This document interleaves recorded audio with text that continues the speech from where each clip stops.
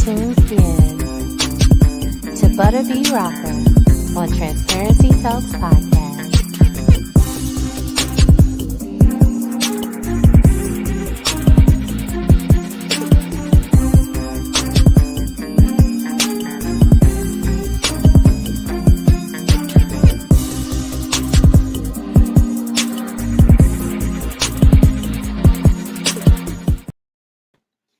Hello, everyone, and welcome to another episode of Transparency Talks Podcast. Listen, we have an amazing show for you guys today.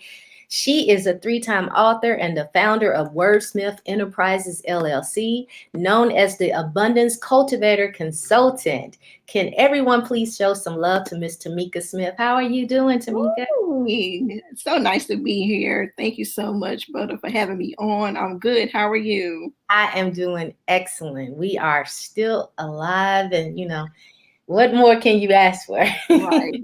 Nothing else to say. We are alive and well, and we're getting into the holiday season, so it's a great day. Absolutely. So can you let everybody know a little bit about your background? Yeah, absolutely. So born and raised here in Durham, North Carolina. I am the oldest and the shortest of my siblings, so just a natural born leader. And as a child, I would, write a lot of journals and raised in a single parent household at one point, and just saw the tenacity of my mother, and that definitely inspired me. And then with her love of reading, and that's where I picked that up from. And then I read a book, Maya Angelou, I Know Why the Caged Bird Sings, and was just like, oh man, I just want to, tell my story one day, not understanding the whole magnitude of me telling stories. And now here we are 4 books later, and then now I'm helping other people push their book babies out as well. So it's been a wild ride. Okay, so I had it wrong. You got 4 books out. Yeah, it changed since the flyer. Yeah. Okay. So I know about Shattering the Glass House. Can you tell us a little bit about that? Yeah, so that inspired me to, start all of this. So back in 2010, I left an abusive relationship. Not only did I leave an abusive relationship, it was also 2 brown boys with me too, one in diapers and one in pull-ups. And it was a near-death situation, so it was very, very serious. That was a nearly 5-year relationship. And with that relationship, it was all kind of abuse. Some people think that abuse is only when it comes to physical, is much deeper than the bruises that you can see. Those are temporary, that can go away. There was financial abuse, there was mental, emotional abuse, even, spiritual abuse with that as well. So at one point, I just got tired and left. I pretended to be late for work one day and packed everything I could with the babies and left and never turned back. And so that was where, because especially with relationships with, the Megan Good, we heard that yesterday with Megan Good and Devon Franklin, so many people from the outside looking in. So I'm like, I'm going to be transparent.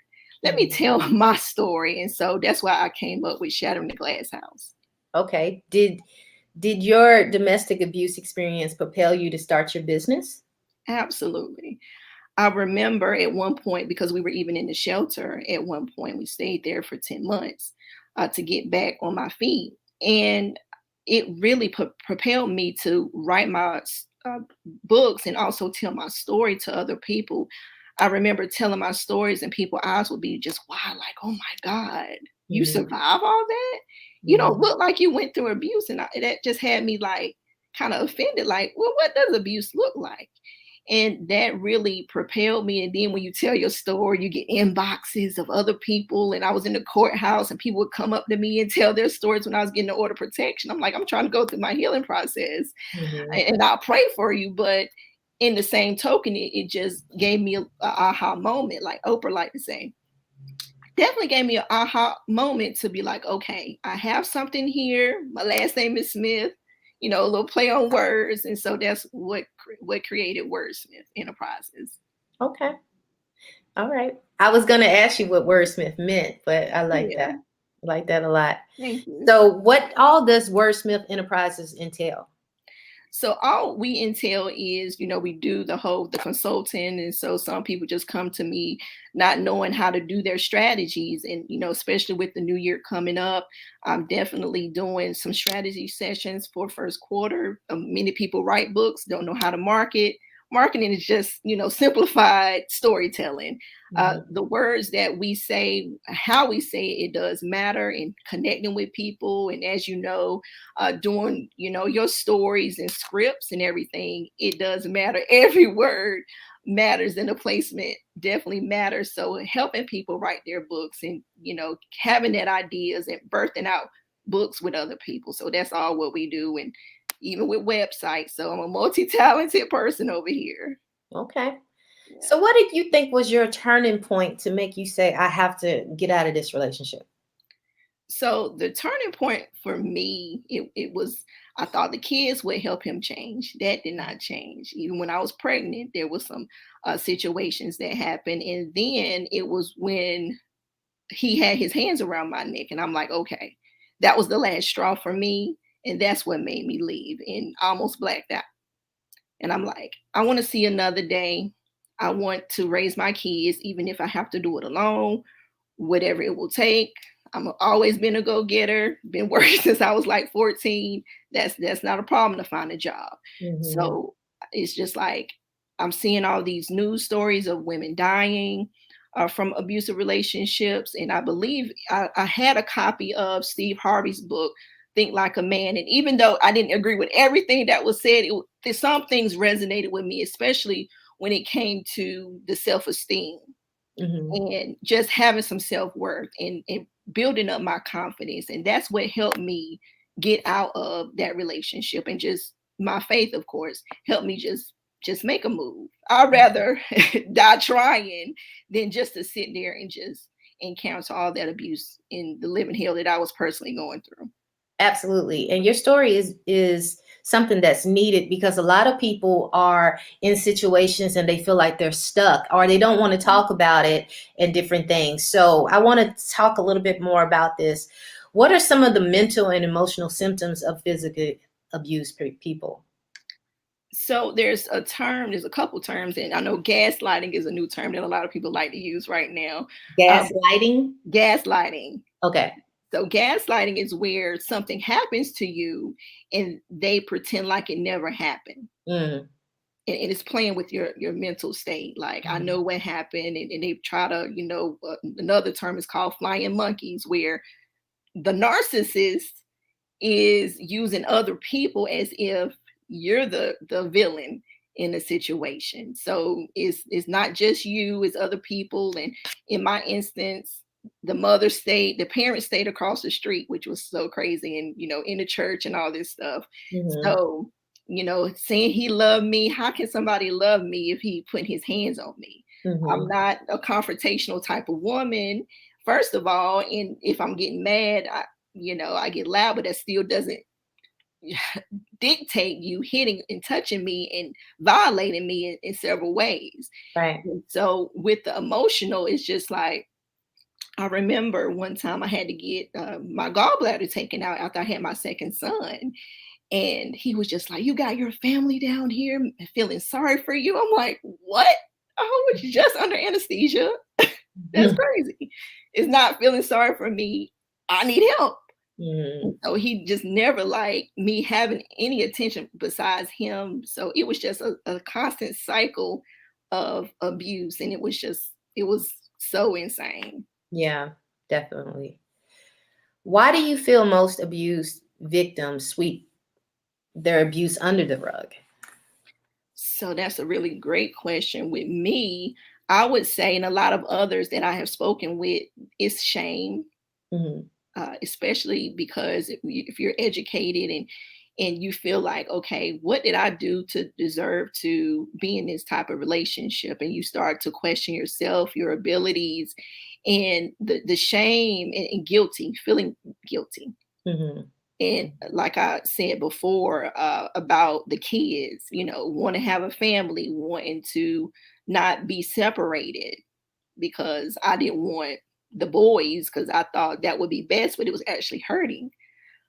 with us being together. And so there's so many things that somebody could be dealing with. It could be self-esteem issues, self-worth, and also control. I know when I dealt with my children's father, he had threats of killing my family. And I've seen, news reports. We all seen news reports where that has happened and it ended up being a murder suicide. And I definitely didn't want the case. And even one time I remember he would say, I would put drugs on you if you ever leave me. I'm like, what? Wow. Yeah. So it was definitely insane. And he didn't smoke or drink. It was just a lot of mental issues going on there. Did you ever think that there would be a point where you felt like, well, if he's doing it to me, he could possibly turn onto our kids? Yeah, and that's another great question. So because he lied to me at the beginning of our relationship when I asked him, how many kids do you have? He told me one. It ended up being a total of 6 with the Oh. boys. Yes. Yes. So I did see how he interacted with his other kids. Mhm. And although I never saw him like hit his kids, he would just say things to them. And I'm like, that's so out of pocket. You shouldn't talk to your child like that. Mhm. Do you think communication is vital for people's survival, especially dealing with domestic abuse? Absolutely. Communication is definitely key. And when you feel like you're isolated, which the narcissist in that relationship, whether it's man, female, uh, homosexual type of relationships, yeah, communication is definitely key.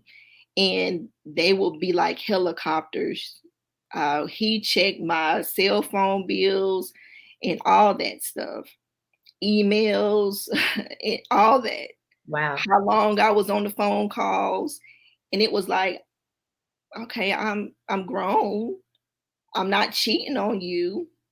What's the deal? So it can definitely be nerve wracking and just a lot of mental anguish that happens in those type of relationships. But how does one safely seek help? Mm. Because that's the problem. They feel like they can't talk to anybody because, like you said, he threatened to, harm your family and stuff like that. So that silences people. It does. And a lot of times, especially when the man is making more money or the woman is making more money, they use that money as control. And you just have to know your resources. You also have to realize that if you want to live, you're just going to have to make some sacrifices. That sacrifice might mean you staying in a shelter. A lot of funding is getting cut from these shelters that's housing women and family, and there's very few housing for men. And I encourage anybody that's listening to me, create some housing for men too, because they go through abusive relationships as well.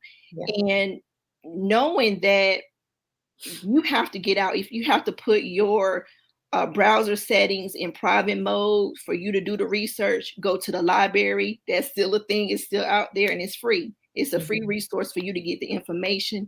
Go to your social services office. That can help too. Okay. So do you think mental and emotional abuse is just as bad as physical abuse? Yeah. The physical abuse is what you see. And one thing that kind of grinds my gears, so to speak, is when it's in October, there's a Domestic Violence Awareness Month. And I see pictures of actors that have the bruises on their faces, and I'm like, that's not it. I get what message you're trying to resonate to people to get their attention, but it is so much more deeper than physical abuse. The emotional abuse that people go through, post-traumatic stress, is not just when it comes to military. The post-traumatic stress, you feeling like you're walking on eggshells. You have to navigate that journey of healing with a therapist, with a psychotherapist, a psychologist, someone that can give you the additional support that you need so you can get out that relationship, get your mental right. We want to get snatched and look good and stuff, but we're still broken on the inside. And then we can jump to another relationship and bleed all on them because we're not properly healed. Yeah, that's some good stuff. Mm. Do you feel that domestic violence increased during the pandemic? Absolutely. And I was talking about this on another interview because everybody's in the house. Mm-hmm. You're dealing with life stress. You don't know where your next paycheck is coming from. It definitely increased during the pandemic, unfortunately. Wow. Okay, so you have some ways that people can heal through storytelling. Mhm. One of your tips is knowing the power of the pen, leaving a legacy, and seeing hope. Can you break down those? So, what do you mean by the power of the pen? That's a good question. So breaking down the power of the pen is where I pick. I'm a lefty. I got a pencil here. Just picking this up, I Mm-hmm. couldn't always say how I felt. Writing has always been cathartic for me. You get healing not only for the person that's reading the book, but for you too. That's where the first healing comes from. So when you write a book, when you tell a story, you're telling your emotions. It's real, it's raw, it's uncomfortable. Some points could be having you laughing, sometimes crying, but it's the human experience. So Mm-hmm. when you are being transparent about what happened to you, nobody can have that control over your story. It might be a different perspective from somebody else, but that's when you regain your power back. It was when I was getting an order protection, a temporary one, and had to go back and get a permanent one. And my grandfather told me, write down everything that happened to you. Mm-hmm. I wrote it, emotionally broke down. I was like, wow, I went through all that. No scratches on my face, no bruises on my body. Mm-hmm. And it was the grace of God that helped me carry out the legacy, the life, the mission to go ahead and create the book that birthed out many other books and to help other people. So I regained my purpose within that as well. Now, everybody is not a writer to the sense where they want to become an author. Do you Right. still recommend that they use their voice and still write it down? And if so, would you do this if you're still in the abusive relationship, or do you do this afterwards? Because wouldn't you be scared of somebody finding what your thoughts are? So I would say, because it can be a slippery slope, Mm-hmm. because that could trigger that abuser to do something to you. And that's what you definitely want to avoid. I would definitely recommend, if you have some way to have it privately, write it down, or have a trusted person where you can share your story with, get a P.O. box Mm-hmm. that person don't know about. And just to have your stuff saved and have records, because it's hard to get a person that's abusing you, especially if they're very cunning and sneaky and conniving, to prove the fact that you're getting abused, because they'll go back to that word again, gaslighting, and they'll use it a lot on that victim. So I understand that everybody's not a writer, but I recommend everybody to journal. Mm-hmm. And that's what, a therapist told me: journal it out. There's art therapy, music. There's different outlets just to express yourself, because imagine being in a relationship like I was for nearly 5 years, and you feel like you don't have a voice. Mm-hmm. And then when you take that muzzle off, it's like, okay, what's good to say, what's not to say, because you can be like me, dealing with a lot of anger. So you have to know what is necessary to say and what's not, especially when it comes to social media. Mm-hmm. Definitely. So we're talking about healing through storytelling. The next thing you had talked about was leaving a legacy and seeing hope. What do you mean by that? So I'm so big on butter, just leaving a legacy for my kids. Mm-hmm. And their legacy may not be storytelling, but we all have a story. It may not be in a public view, in the public eye, but how do you want your life to live? How do you want to lead other people? Because leading comes from the back. Mm-hmm. And so with my kids, it's like, okay, what do you want to do? How do you want to help the community? Because through my actions, they see how my heart is so big when it comes to giving, to helping the homeless, even though we were homeless at one point, but still not having a hard heart because of life. We all deal with life issues. It may not be domestic violence. A lot of people resonated with me because I went through the depression, still navigate through anxiety. So a lot of people go through that too, and separating and all other layers of life.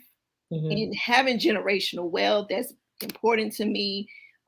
Being the financially literacy, the things that holds people in those abusive relationships. I just want to teach people and learn as well how to break away from the toxic, so we don't have that same cycle of abuse go on. Right. And when you say and seeing hope, what do you mean by that? Well, hope, because a lot of people are in despair, especially around this time of year. Despair because they lost people that was close to them, and they need a beacon of hope. And we're all created to be lights of the world.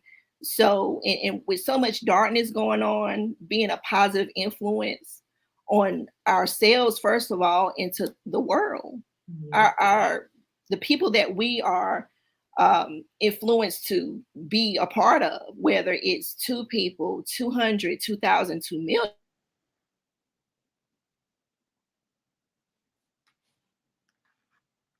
Looks like we are frozen up, but we are talking to Tamieka Smith, and looks like you're back now. So we was just talking about seeing hope in everything.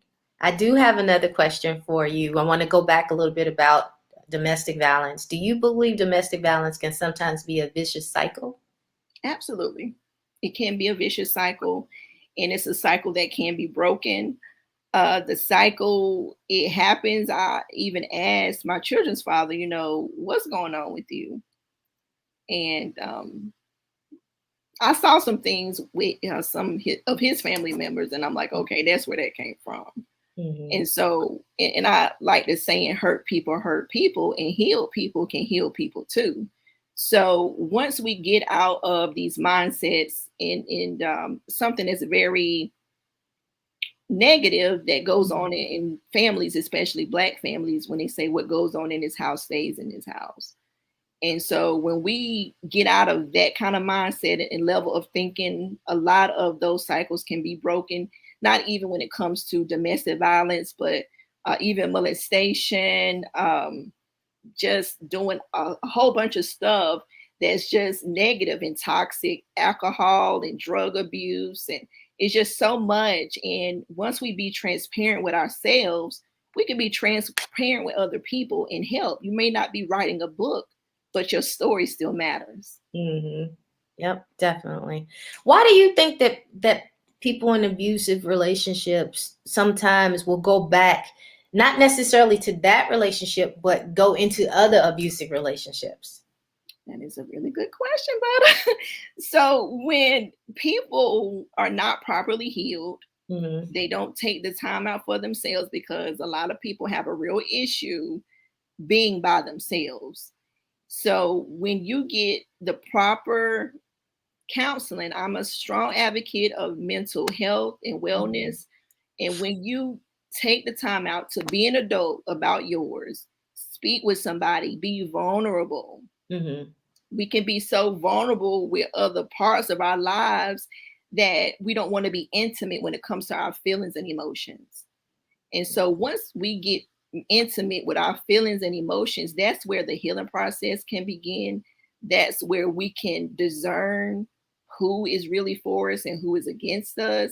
Because if you walk around and continue to be a doormat, that's going to cause you to have toxic friendships.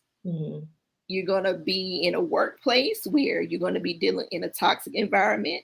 And even spiritually, you can be in a toxic relationship. So it's so beyond just a romantic type of relationship. If you deal with your stuff, that baggage, it will get lighter once you go through the healing process and not go from relationship to relationship to relationship. Just put it on pause. Mm-hmm. They gonna be there. They're gonna be around. They got apps now. They didn't have apps back when I was going through my process. And the process, and to say it, even though it's been 11 years later, it's still an everyday process. I Mm-hmm. just want to be clear on that. It is not something that happens overnight. I would get angry and frustrated when people would tell me, "Oh, just get over it." It's not. That's not feasible. It's not like logical. Just get over it. It's going to take some time. Whatever time it may take for the next person, don't diminish somebody's healing process. Mm-hmm. So we are talking to Tamieka Smith. She is a 4-time author and Yeah. founder of Wordsmith Enterprises. So we talked a little bit about Shattering the Glass House, which was your first book. Mm-hmm. Can you tell us what it felt like to finally put it on paper and have it out to the world? Oh man, it was just so many emotions. I was feeling all of them. And so it was very exciting. It was liberating. It was scary. It was Mm-hmm. intimidating at times. And then you think all the people like they like your stuff. Then when it comes time to do the transaction, it's like, okay, I'm not getting as much momentum. What's up? Right. So just going through and learning, rejection. And I understood that some people, even though they were close to me or didn't even know me, but they still supported me. It was just hard for them to understand how somebody like me could go through that. And I understood. And so that's another thing that I help my clients, like you're going to deal with rejection. Mm-hmm. So this is going to be a healing process through your navigating on being an author and entrepreneur. Okay. So how did you come up with the name Shattering the Glass House? So the Shattering the Glass House, it was like with me, I was living in this place and the wall behind the walls, there was so much going on. Mm-hmm. And so a level of transparency is when it's like a glass house. And so, but when you break that, you're breaking the cycle, you're breaking the silence, first of all, and you're breaking all the shame, the guilt, the condemnation that Mm-hmm. comes with that as well. And it just, like I said, it's like a liberation process for me and for the person that's going to be reading the book. Yeah. Okay. Your second book was called Gratitude. Can you tell us about gratitude, how you came up with the title, and a little synopsis about the book? Absolutely. So, Gratitude is one of the favorite books that people go to. And because people come to me, they're like, oh my God, you give so many affirmations on social media and all this stuff. And it's just like, I'm just one of those people that just I had some stupid mistakes. So I've learned and through wisdom, it's just like, okay, I like to encourage and motivate people and be their little cheerleader Mm-hmm. at times. And because I know what it felt like to not have that support or what I thought at the time, not have that support mentally and for myself, I learned how to encourage myself. Mm-hmm. Just like David in the Bible, I learned how to encourage myself so I can get from being in an abuse relationship, being in a shelter for 10 months, going to a job that, I was overqualified for, but I needed some steady income Right. to get me to the right direction. So affirmations and faith is a big part of my whole process. Okay. Your third book, Glow Up Girl. I love that title. Love that title. Can you tell us about Glow Up Girl?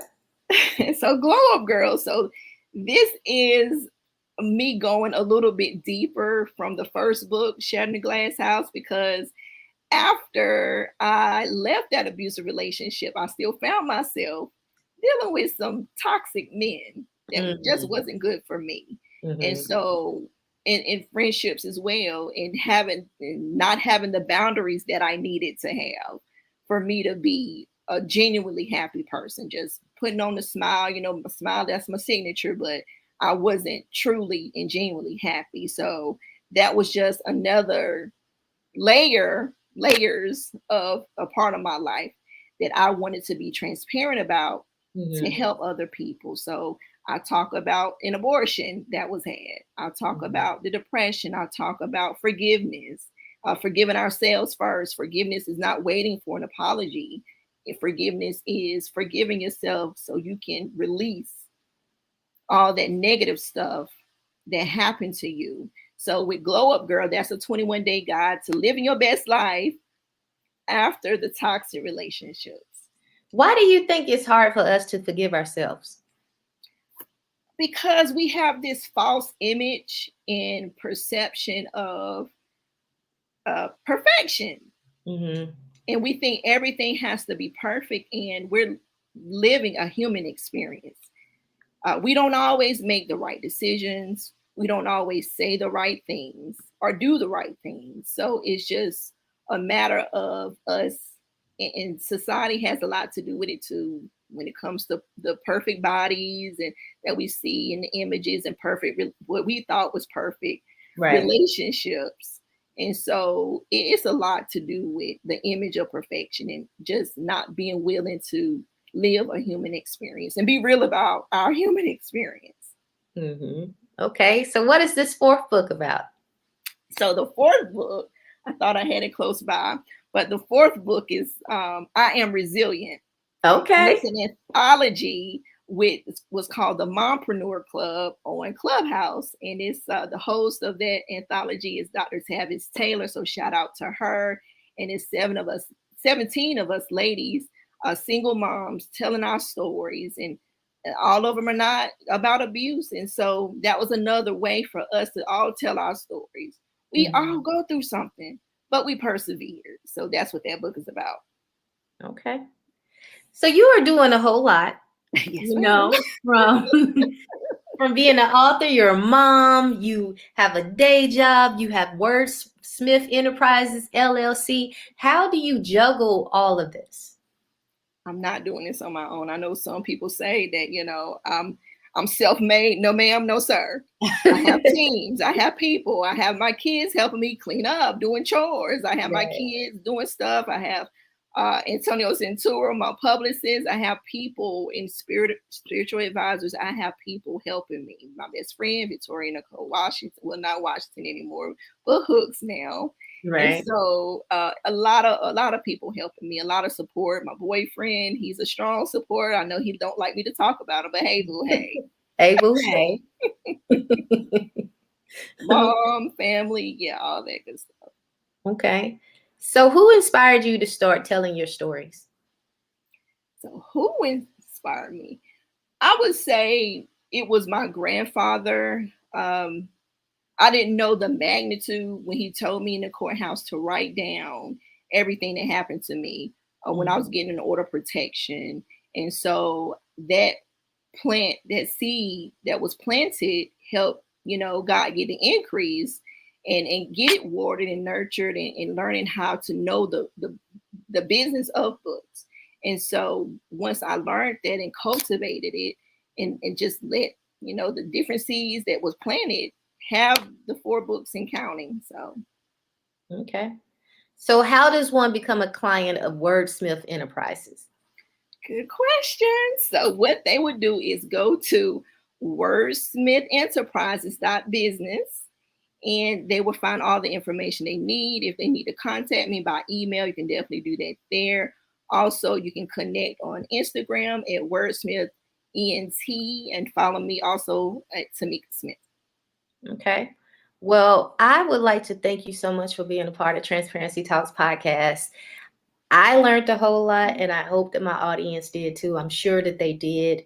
You gave some great tips for how to, defining what physical abuse is, and also really breaking down the understanding of it's not just a physical abuse. There is emotional and mental and spiritual, as you said, abuse that's going on, and ways to cope, well, not cope, but to heal and to move from that. So I am so glad that you told your story and was very transparent with us.